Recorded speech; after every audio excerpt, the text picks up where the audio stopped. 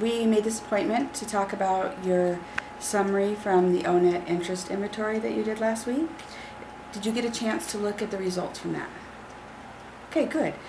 Did you have any questions about it? Okay, well, let's look at it together. According to this, your summary, you were very high in the order of social personality.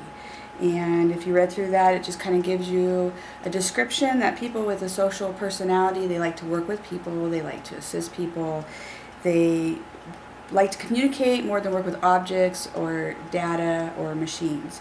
They like to teach, give advice, and pretty much just offer a service to other people. And so you scored very high in that, and you didn't score very close in the other 6 personality types that we discussed last week before you took the summary.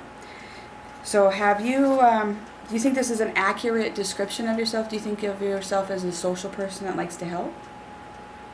Good. Okay, I know in the past that you said that you had experience working at a daycare, which would fall under this category. And then you mentioned that you had attended school for a short period of time to be a probation officer. And a probation officer also falls into this job category of social helping people.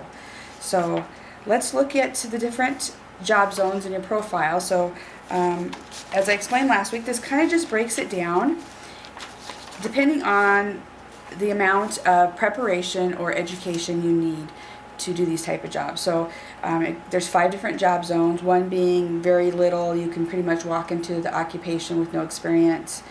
Some of those that you scored was a child care worker, which you've done in the past, so that's an accurate assessment for your social personality type. Health aides, dressing room attendants, and then job zone takes a little bit more preparation. They have therapist aides, psychiatric aides, social and human service assistants. So that takes a little bit more education or a little bit training. Job zone 3 is medium, and that goes to the probation officer, which is something you were interested in before, you said. And then it goes all the way up to 5. 4 is teachers, middle school and special ed, and then all the way up to 5 to college.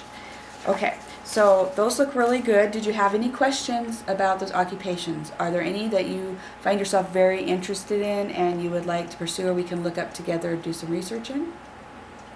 Okay, I would suggest that maybe if you know someone in this category, that you talk to them and maybe they can give you some hints or tips about things that they like or don't like about that job. We can certainly set up some job shadowing, which would be something that you can do.